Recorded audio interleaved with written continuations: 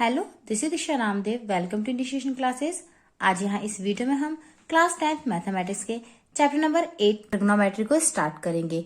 यहाँ आप देख सकते हैं चैप्टर का नाम है इंट्रोडक्शन टू ट्रिग्नोमेट्री, यानी कि त्रिकोणमिति का परिचय। जैसे हमने बाकी चैप्टर्स को स्टार्ट करने से पहले उनका इंट्रोडक्शन देखा था, वैसे ही आज यहाँ इस वीडियो में हम ट्रिग्नोमेट्री के बेसिक इंपॉर्टेंट पॉइंट्स के साथ ही साथ सभी इंपॉर्टेंट फॉर्मुलास भी कवर करेंगे। ओके, चैप्टर नंबर 7 तक के सभी इंट्रोडक्शन वीडियो और एक्सरसाइज के सॉल्यूशन ऑलरेडी मैं अपने चैनल पर आपको प्रोवाइड कर चुकी हूँ।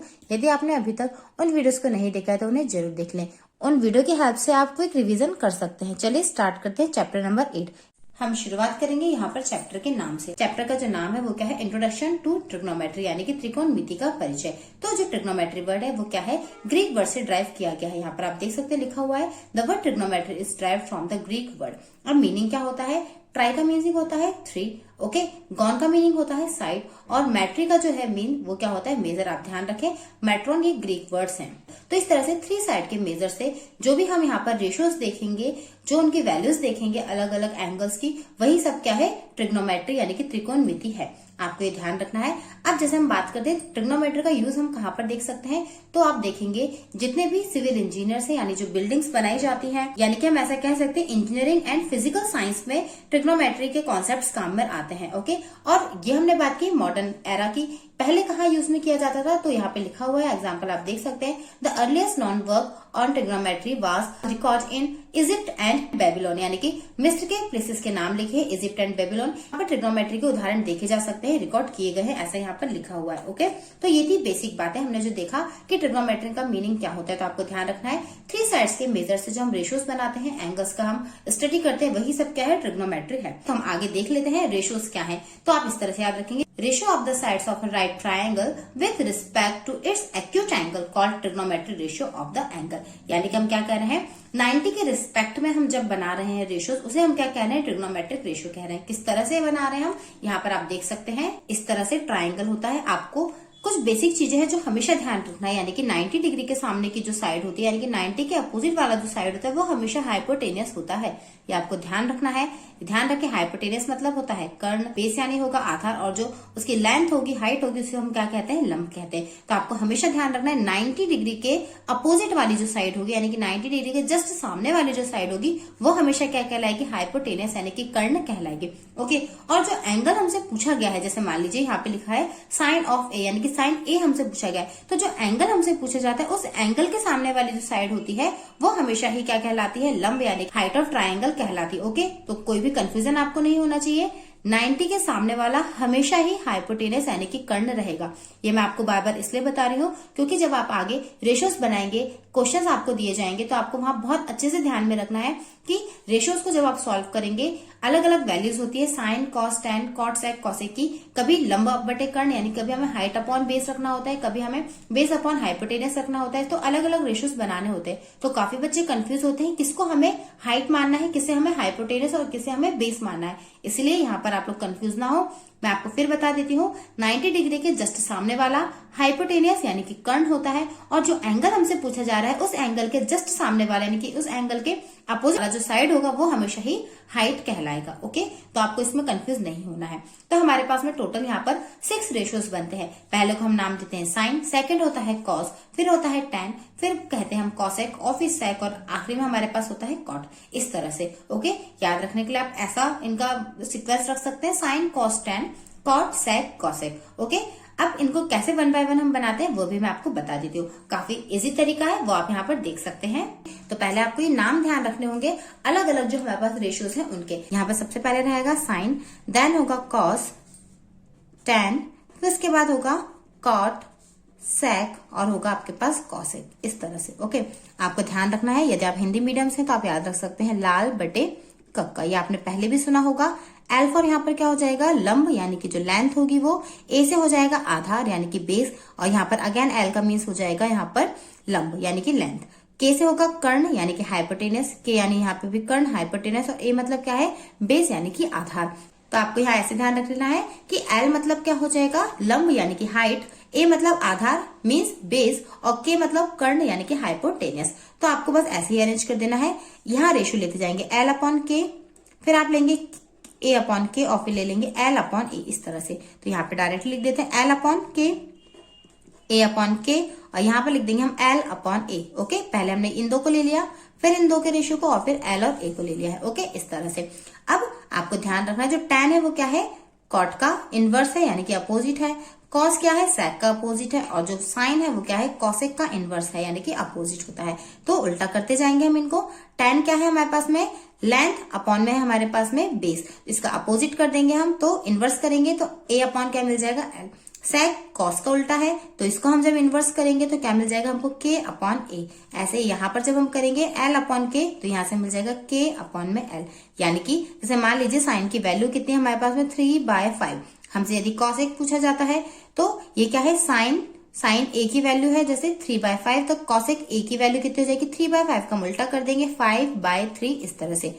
तो हमने क्या किया है, जैसे l अपॉन k था तो क्या हो गया है, पहले हाइपोटेनस ऊपर चला गया और लेंथ नीचे आ गया। तो इस तरह से ये एक दूसरे के अपोजिट होते हैं, आपको ध्यान रखना है। यहाँ से आपको और फॉर्मूलाज क्या मिल गए हैं कि साइन इक्वस टू क्या होता है, साइन इक्वस टू होता है 1/कॉसेक, यानी कि साइन क्या है, कॉसेक का इनवर्स। यहाँ पर आपको एंगल लगाना होगा, ABC जो भी क्वेश्चन में गिवन होगा वो। बस ध्यान रखें, साइन थीटा लिख लीजिए, यहाँ पे ज्यादा कंफ्यूज ना हो आप। साइन थीटा इक्वस टू क्या ले लीजिए, 1/कॉसेक थीटा। तो इस तरह से साइन और कॉसेक क्या होते हैं, एक दूसरे के अपोजिट होते हैं। यहाँ पे कॉसेक यदि होता तो यहाँ पे 1/साइन आ जाता। आप क्रॉस मल्टीप्लाई करके यहाँ पर बना सकते हैं फॉर्मूला को। ओके, ऐसे ही आगे जब आप सॉल्व करेंगे, आप इसको ऐसा भी लिख सकते हैं, sine theta equals to cosec, और यहाँ पे आप लगा दीजिए इनवर्स यानी कि पावर -1, क्योंकि आपको पता होना चाहिए कोई भी डिजिट जैसे यहाँ पे लिखा हुआ है, यहाँ पे ये इसकी पावर कितनी है, 1। जब ऊपर जाएगी तो पावर क्या हो जाएगी, निगेटिव हो जाएगी। ये बेसिक चीजें हैं, आप प्रीवियस क्लासेस में इन्हें ऑलरेडी सीख चुके हैं। ऐसे यहाँ पर कॉस और सेक का बनाएंगे तो कॉस थीटा इक्वस टू आपको क्या मिल जाएगा, 1/सेक थीटा। ओके, या फिर सेक थीटा इक्वस टू क्या लिख सकते हैं आप, 1/कॉस थीटा। ऐसे यहाँ से मिल जाएगा आपको tan थीटा इक्वस टू मिल जाएगा 1/कॉट थीटा। ओके, यानी कि cot theta equals to 1/tan theta भी आप बना सकते हैं। तो इस तरह से जो रेशियोज हमें याद रखने वो हमने बना लिए। काफी इजी तरीका है, लाल बटे कक्का से आप इसे ध्यान रख सकते हैं। और यदि आपकी मेमोरी शार्प है तो आप डायरेक्टली रेशियोज को भी याद रख सकते हैं। ओके, एक बार मैं आपको फिर शो कर देती हूँ किस तरीके से यहाँ पर आपको फॉर्मूलाज को लिखना है। आप इस तरह से देख सकते हैं, यहाँ पर इस वाले ट्राइंगल में ये हाइपोटेनियस है, यानी कि AC क्या हो गया है, हाइपोटेनियस। जो BC है, जो एंगल हम A बना रहे हैं यहाँ पे सभी का A, तो एंगल A के सामने वाला हो गया है हाइट यानी कि लंब, और ये क्या है हमारे पास, बेस यानी कि आधार। ओके, तो अब इनकी हेल्प से हम यहाँ पर बनाएंगे एंगल्स। सभी जगह हम A बना रहे हैं, साइन A, फिर हमने लिखा है कॉस A। ये sine, cosine, tangent, cosecant, secant और कॉटजेंट होता है। इस तरह से हम शॉर्ट में क्या बोलते हैं, साइन, कॉस, इसको बोलते हैं टेन, कॉसेक, सेक, और यहाँ पे क्या होता है, कॉट होता है। ओके, तो हम बना रहे हैं। तो सबसे पहले हमने क्या देखा था, लाल बटे कक्का यानी कि l/k। l मतलब क्या हो गया है, लंब यानी कि BC, और k यानी क्या हो गया, हाइपोटेनस यानी कि AC। तो BC एक्चुअली में क्या है, side opposite of angle A। अभी हमने देखा लंब है क्या एक्चुअली में, जो एंगल पूछा गया है उसकी अपोजिट साइड, और हाइपोटेनस हमने यहाँ पे लिख ही दिया है, side opposite to 90 degree. Okay, इस तरह से। कोसाइन का आप कैसे लिखेंगे, अभी हमने देखा लाल बटे कक्का यानी कि सेकंड वाला क्या हो जाएगा, LAL KKA यानी कि A/K। तो A/K, A मतलब क्या हो जाएगा हमारे पास में आधार यानी कि बेस यानी कि BA। ओके, यानी कि A भी यहाँ पर लिखा हुआ है, और K यानी कि फिर से हाइपोटेनस यानी कर्ण। तो इस तरह से हमने लिख दिया है। तो बेस एक्चुअली में क्या है, साइड एडजेंट टू एंगल A। आप देख सकते हैं एंगल A से जुड़ी हुई साइड है ये, इसीलिए इसको हम क्या बोल रहे हैं, आधार बोल रहे हैं। तो आपको कंफ्यूज नहीं होना है किसे हमें हाइपोटेनस मानना है, किसे बेस और किसे हमें हाइट मानना है। ध्यान रखेंगे। फिर से अगेन मैं रिपीट कर देती हूँ, 90 के अपोजिट वाला हाइपोटेनियस एंगल पूछा गया है, उसके अपोजिट वाली साइड हो जाएगी हाइट। ओके, और जो एंगल हमसे पूछा गया उसके जो एडजेंट है, उससे जुड़ी हुई जो साइड है वो क्या हो जाएगी हमारे पास, बेस। या फिर आप ऐसे भी ध्यान रख सकते हैं, हाइपोटेनस एंड लेंथ को छोड़कर जो थर्ड साइड बच रही है वो क्या हो जाएगी, बेस। यदि आप कंफ्यूज होते हैं तो आप ऐसे भी ध्यान रख सकते हैं, 90 के सामने वाला जो हाइपोटेनस है ये तो आपको ध्यान ही है, और जो एंगल पूछा जा रहा है उससे जुड़ी हुई जो साइड होगी वो क्या हो जाएगी, बेस। और फिर जो थर्ड वाला रिमेन रहेगा वो क्या हो जाएगा, हाइट ऑफ ट्राइंगल हो जाएगा। तो इस तरह से यहाँ पर ये एंगल्स आपको पता होने चाहिए। लाल बटे कक्का की हेल्प से आप इसे ध्यान रख सकते हैं। ओके, और साथ साथ जो हमने अपोजिट देखा है कि साइन क्या होता है, कॉसेक का अपोजिट होता है। ओके, यानी कि साइन क्या होता है, कॉसेक का इनवर्स। ऐसे ही जो कॉस है वो सेक का इनवर्स, और जो टैन है वो क्या होता है, कॉट का इनवर्स होता है। काफी लोगों को साइन, कॉस, टैन, कॉसेक, सेक और टैन इस तरह से याद रहता है। मैंने ऐसे याद रखा है क्योंकि यहाँ पे इस तरह से इनवर्स मुझे काफी इजी लगता है। क्योंकि जब हम क्या करते हैं, जब अलग अलग थीटास की यानी कि अलग अलग एंगल्स की वैल्यू निकालेंगे, तभी भी इस तरीके से यदि आपको याद है तो आप काफी इसी तरीके से इनके एंगल्स को निकाल सकते हैं। चलिए अब हम देख लेते हैं एंगल की जो वैल्यूज है हमें उन्हें किस तरह से निकालना होता है। ये जो अलग अलग वैल्यूज हम यहाँ पे देख रहे हैं, साइन थीटा लिखा है तो थीटा के प्लेस पे 0 भी हो सकता है, 30, 45, 60 या 90, यानी कि साइन 0, साइन 30, साइन 45, साइन 60 या साइन 90। ऐसे यहाँ पर थीटा के प्लेस पर अलग अलग एंगल्स हो सकते हैं। आपको कंफ्यूज नहीं होना है, रेशोज आपको ध्यान में रखना है किस तरह से हम रेशोज को बनाते हैं। जब आप क्वेश्चन को सॉल्व करेंगे तब आपको पता चलेगा ये रेशोज हमें कहाँ पर काम आ रहे हैं, और ये जो हम वैल्यूज देख रहे हैं यहाँ पे चार्ट आप देख रहे हैं ये हमें कहाँ पर काम आएगा। ओके, तो ये चार्ट जो है आप स्क्रीन के ऊपर देख सकते हैं, इसको आपको बिल्कुल भी लर्न करने की जरूरत नहीं है। मैं आपको एक इजी तरीका बता रही हूँ, जैसे मैंने अभी आपको रेशोज बनाने का तरीका बताया कि आपको कैसे इसे याद रखना है। ओके, तो चलिए स्टार्ट करते हैं। इसके पहले यदि आपने मेरे चैनल को अब तक सब्सक्राइब नहीं किया तो प्लीज सब्सक्राइब करें, और साथ साथ यदि सभी कॉन्सेप्ट अच्छे तरीके से समझ में आ रहे हैं तो प्लीज मेरे वीडियो को लाइक भी कर दें एंड शेयर भी करें। स्टार्ट करते हैं। साइन थीटा, यहाँ पर आपको बस ये लाइन याद रखनी होगी। सबसे पहले 0, 30, 45, 60 एंड 90, ये एंगल्स आपको ध्यान रखना है। इसके आगे भी एंगल्स होते हैं लेकिन क्लास 10th में आपको 90 डिग्री तक ही याद रखना है। आप ये भी ध्यान रखें जो एक्सरसाइज 8.3 है वो डिलीट हो चुकी है आपके सिलेबस से।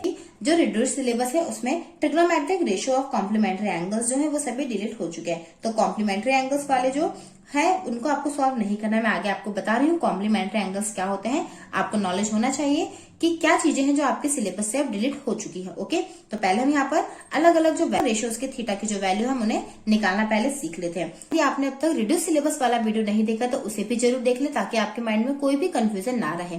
रिड्यूस सिलेबस का जो लिंक है वो भी मैंने डिस्क्रिप्शन में दे दिया है। चलिए स्टार्ट करते हैं। तो इस तरह से एंगल्स ध्यान रखेंगे। सबसे पहले थीटा की वैल्यू क्या हो सकती है, तो हम यहाँ पर असेंडिंग ऑर्डर में कर रहे हैं। 0, 30, 45, 60 और फिर क्या होगा 90। आपको बस साइन थीटा जो है इसकी वैल्यू को याद रखना है। क्या है वैल्यू? 0, 1/2, 1/√2, √3/2 एंड 1। ओके, आप याद रखेंगे इस एक लाइन को, यानी कि 5 वैल्यूज आपको याद रखनी है। फर्स्ट वाली लाइन कैसे याद रखनी है वो भी मैं आपको बता देती हूँ। उससे पहले आपको ध्यान रखना है 0 एंड 1। ओके, इस तरह से 0 एंड 1, और सभी के ऊपर में क्या रख दें आप 1/2, 1/2, 1/2, इस तरह से 0, फिर 1/2, 1/2 रहेगा, और फिर क्या रहेगा लास्ट में आपके पास में 1 रहेगा। ओके, अब आपको क्या करना है, यहाँ पर अंडर रूट लगा देना, और यहाँ पर ये देखेंगे आप फर्स्ट, सेकंड और थर्ड नंबर पे, तो यहाँ पे लगा देंगे 3। तो इस तरह से वैल्यूज आपको मिल जाएंगी। अगेन आप देख ले हमने क्या किया, 0 लिखा है और क्या लिखा है लास्ट वाले में 1, 0 एंड 1। ओके, और सभी जगह क्या लिख दिया था 1/2, 1/2 एंड 1/2। ओके, अब हमने क्या किया है, यहाँ पर अंडर रूट लगाया और यहाँ पर हमने अंडर रूट लगा दिया। ओके, अंडर रूट हमने लगाया 1 पर, तो उसकी वैल्यू तो क्या रहेगी 1 ही रहेगी। क्लियर है। अब यहाँ पर आप देखेंगे 0 एंड 1 को छोड़ने के बाद ये फर्स्ट, ये सेकंड नंबर था और ये क्या था थर्ड नंबर। तो सेकंड नंबर पे हमने अंडर रूट लगा दिया, ये था थर्ड नंबर, तो ये थर्ड नंबर है इसलिए हमने यहाँ पे 3 करके इस तरह से अंडर रूट लगा दिया है। ओके, आप ऐसे भी ध्यान रख सकते हैं, या फिर काफी इजी वैल्यूज है आप याद रख लें। आपको जैसा भी इजी लगे आप वैसे याद रख सकते हैं। बस आप इतना ध्यान रखें इस टेबल को 1 से 2 बार बनाकर प्रैक्टिस करें, तभी आपको ये याद रह पाएगा। ओके, आपको प्रैक्टिस करनी होगी, क्योंकि कोई भी मेथड हम कितना इजी हो या कितना टफ हो, यदि उसकी प्रैक्टिस करते हैं तो वो ज्यादा देर तक हमें याद रहता है। तो प्रैक्टिस करने पर ही आपको ये टेबल बनाना आएगी। ओके, तो 2 से 3 बार आप प्रैक्टिस करें।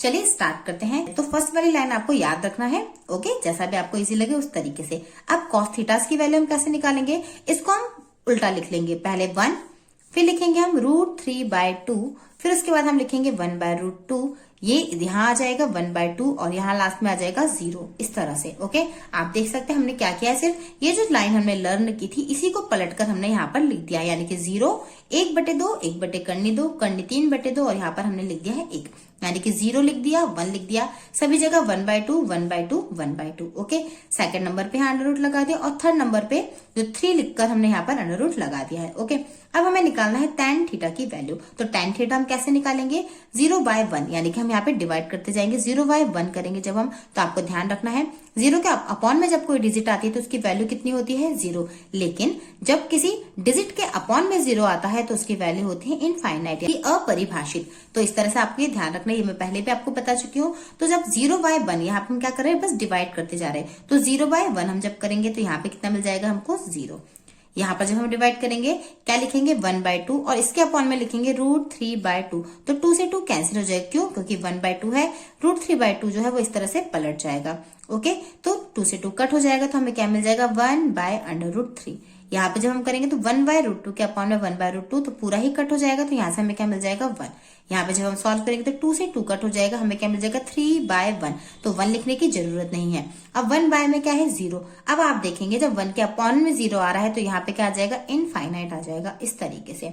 ओके, तो आप देख सकते हैं काफी इजी तरीका था। फर्स्ट वाली लाइन को हमको याद रखना है, फिर इसको पलट कर लिख देना है और फिर इस तरह से डिवाइड दे देना है। ओके, क्लियर है? काफी इजी वैल्यूज है, यहाँ पर भी आप ध्यान रख सकते हैं। यदि आप इस तरह से टेबल ना बनाना चाहें तो भी आप डायरेक्टली याद रख सकते हैं 0 1 इनफाइनाइट। 0 स्किप करना है एक बॉक्स को, 0 1 इनफाइनाइट, 0 1 इनफाइनाइट, 1/√3 और √3, 1/√3 और यहाँ पर आ जाएगा √3।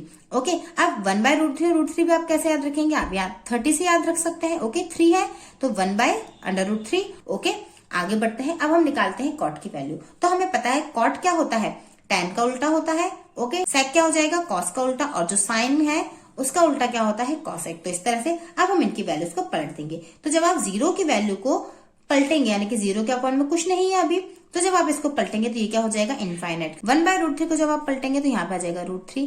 1 को जब आप पलटेंगे तो 1 अपॉन में 1, तो यहाँ पर आ जाएगा फिर अगेन 1। इसको जब आप पलटेंगे अपॉन में कुछ नहीं मतलब 1, पलट के लिखेंगे तो 1/√3। ऐसे ही यहाँ पर जब आप उल्टा करेंगे तो ये एक्चुअली में क्या था हमारे पास में 1 के अपॉन में 0 था, तब हमने इनफाइनाइट लिखा था। तो इसको जब हम उल्टा करेंगे तो यहाँ पे हमारे पास में क्या आ जाएगा 0, यानी कि 0/1, यानी कि कितना आ गया है 0।